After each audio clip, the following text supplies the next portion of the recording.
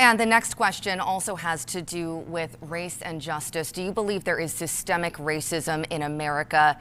And regardless of your response here, why do you think there's a fundamental difference in the way Americans answer that question? Mr. Messner. Yes. I do not believe there's systemic racism in the United States.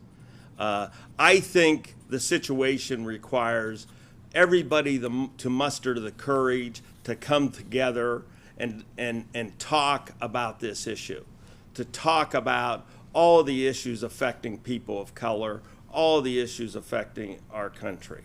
I mean, there are issues affecting people of color in the inner city that need to be dealt with. The carnage that goes on in Chicago every weekend with people of color getting shot and shot by other people of color. We need to come together to solve these problems. And the politics around this must stop.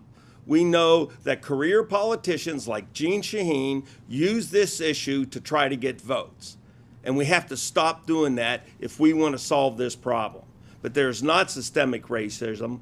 We need to come together. We need to have the courage to have open discussions about this and not have career politicians take advantage of this issue. General Bolduc. Thank you very much. I also agree that there is no systemic racism. There's systemic divisiveness.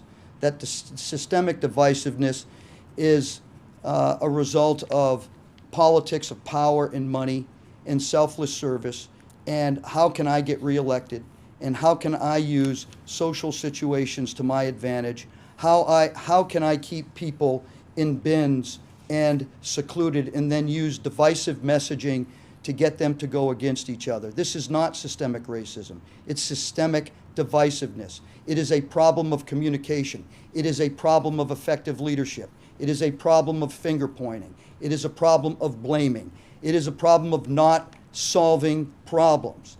And that is the essence of the issue. And that's why I want to go to Washington, D.C. to replace that and to bring effective leadership where we will solve problems and we won't create divisiveness, which leads to violence.